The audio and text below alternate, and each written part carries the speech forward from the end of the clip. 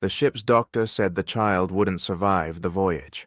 5 days at sea, a sick little girl, and a cabin in the lower deck that was making everything worse. Kirk Douglas heard this and knocked on their door. What he did next stayed secret for 50 years. April 7th, 1961. The RMS Queen Mary, the most luxurious ocean liner in the world, sailing from New York to Southampton, England. 5 days across the Atlantic. Kirk Douglas was in stateroom A14. First class, private balcony, king-sized bed, fresh flowers delivered every morning. The kind of luxury that cost more than most people earned in a year. Kirk was traveling to London for a film premiere. He had meetings, interviews, photo opportunities, the usual circus. But on the second night at sea, everything changed. A storm hit. Not a small storm. A monster. Waves 40 feet high. The Queen Mary, all 80,000 tons of her, rolled and pitched like a toy in a bathtub. First class barely felt it. The stabilizers worked. The cabins were high and dry. Kirk sat in the dining room eating lobster while the ocean raged outside. But down below, in the economy cabins near the waterline, it was a different story. Kirk couldn't sleep that night. The motion of the ship, the howling wind, something kept him awake. Around 2 in the morning, he decided to walk. He wandered the ship, past the empty ballroom, past the silent casino, past the crew quarters, and then he heard something. A child crying. Kirk followed the sound, down a staircase, down another, into the lower decks where the economy passengers slept. The hallway was narrow, the carpet was thin, the walls were sweating with condensation. Every time the ship rolled, water sloshed under the doors. The crying was coming from cabin E47. Kirk knocked. The door opened. A woman stood there, mid-30s, exhausted, dark circles under her eyes. Behind her, a man sat on a tiny bed, holding a small child wrapped in blankets. "I'm sorry," the woman said. "Is she too loud? We're trying to keep her quiet. We're so sorry." Kirk looked past her at the child. A girl, maybe 5 years old, pale as paper, shivering despite the blankets. "What's wrong with her?" The woman's eyes filled with tears. "Pneumonia. She was sick before we boarded. We thought the sea air might help, but—" She gestured at the cabin. "It's so damp down here. So cold." The doctor said. She couldn't finish.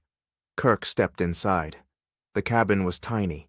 2 bunk beds, a small sink, no window, water stains on the ceiling. The air was thick and wet, hard to breathe even for a healthy person. For a child with pneumonia, it was poison. "What's her name?" Kirk asked. "Emma." The father spoke for the first time. His voice was hollow. "Emma Sullivan. She's 5. Kirk knelt beside the bed. Emma's eyes fluttered open. She looked at Kirk without recognition. "Hello, Emma."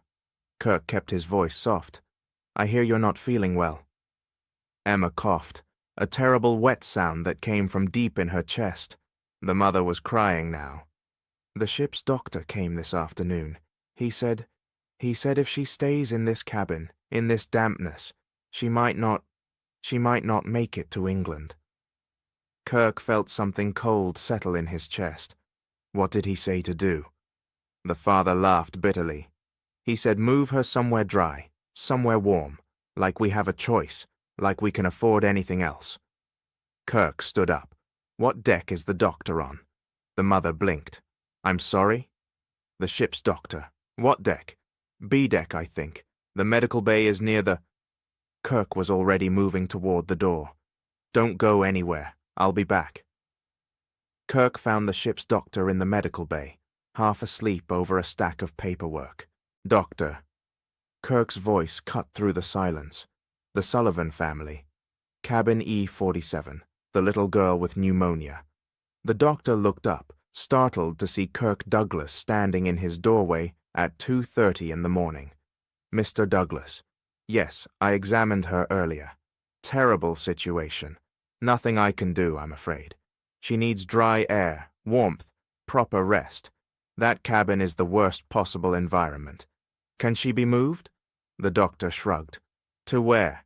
The ship is fully booked. Economy is economy. First class is first class.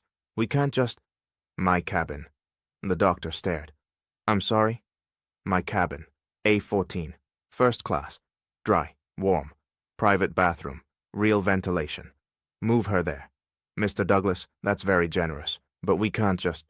Yes, you can. Kirk's voice left no room for argument. I'm giving my cabin to the Sullivan family. All of them. For the rest of the voyage.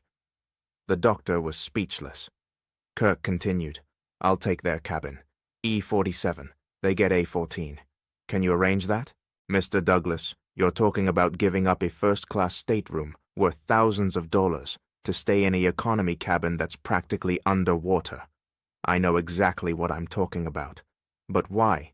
Because a little girl is dying, and I have the power to stop it. Kirk's eyes were hard. Now, can you arrange the transfer or not?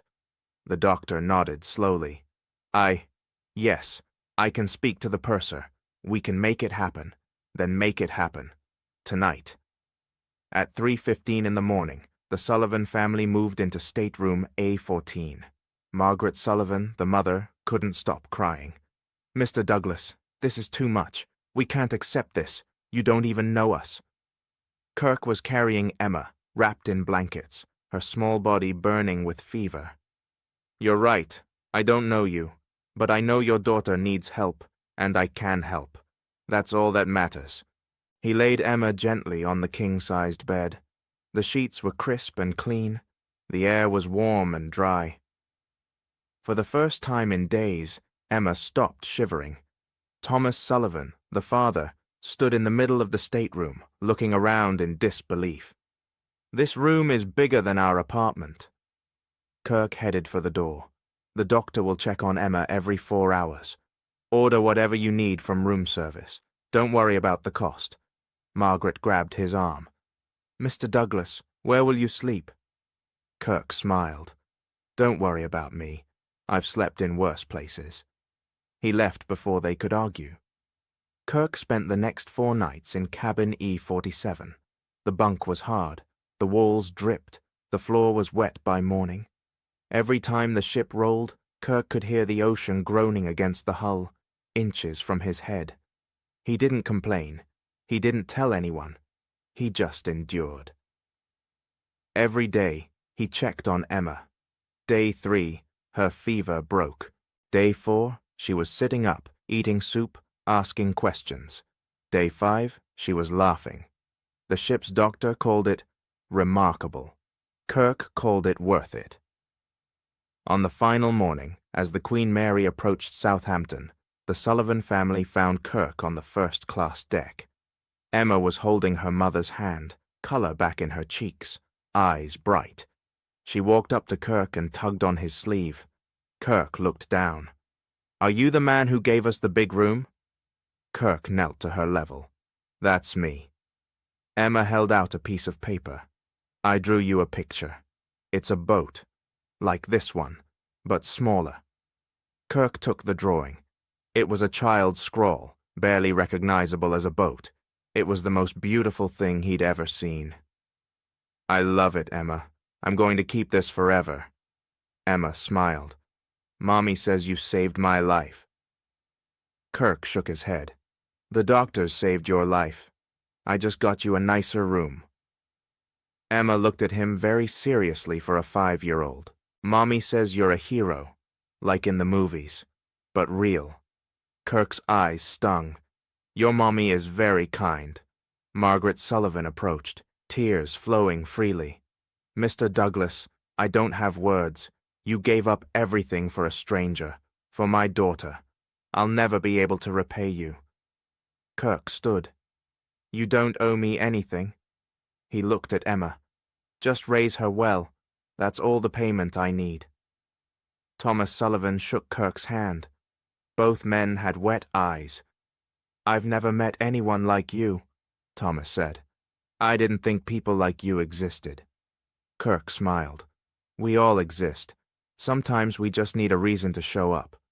The Sullivan family disappeared into Kirk's life, a beautiful memory from a voyage across the Atlantic. He framed Emma's drawing and kept it on his desk for years. He never expected to hear from them again. He was wrong. 50 years later, 2011.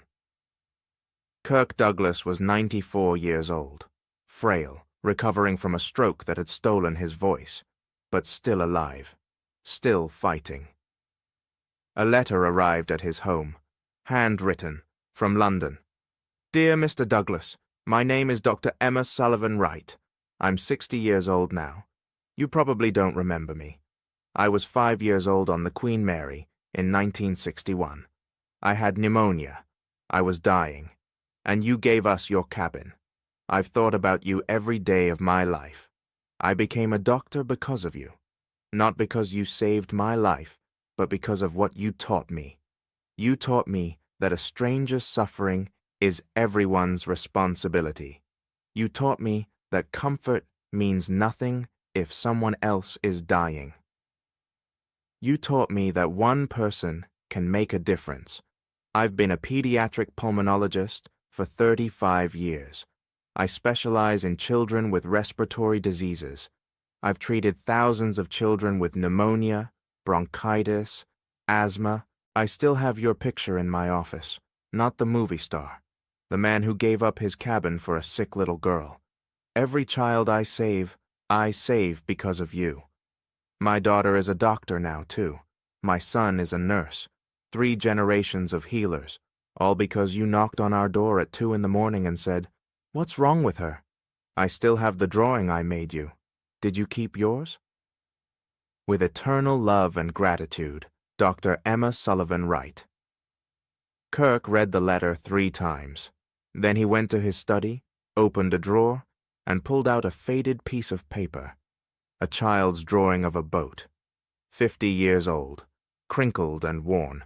He'd kept it. Kirk dictated a reply through his assistant. His stroke had made speaking difficult, but he found the words. Dear Emma, I remember you. I remember your eyes opening when we moved you to the warm cabin. I remember your mother's tears.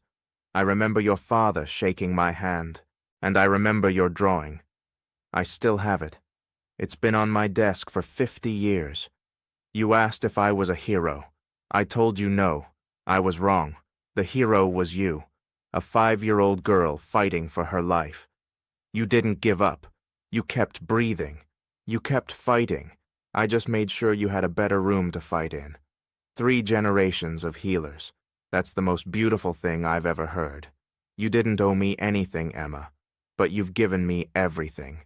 Thank you for writing. Your friend, Kirk. Emma Sullivan-Wright received the letter 2 weeks later. She framed it. It hangs in her office to this day, next to a faded photograph of the Queen Mary and a child's drawing of a boat.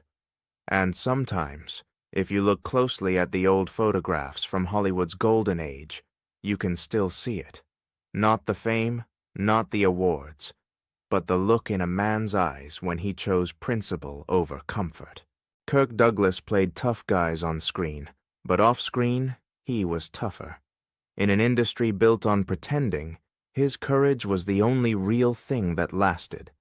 Is there a moment in your life where you wish someone had stood up for you? Or a moment where you stood up for someone else? Hollywood has many secrets, but these are the ones worth telling. If you want to know the real stories, the ones they didn't put in the magazines, you're in the right place. We are peeling back the curtain on the man who never bent. If this story moved you, hit that like button and subscribe to Kirk Douglas, the man who never bent. We are just getting started. There are stories about Bert, about Spartacus, and about the moments that defined a legend. You don't want to miss what's coming next. Leave a comment below. What would you have done in Kirk's position? I'll see you in the next video. Never bend.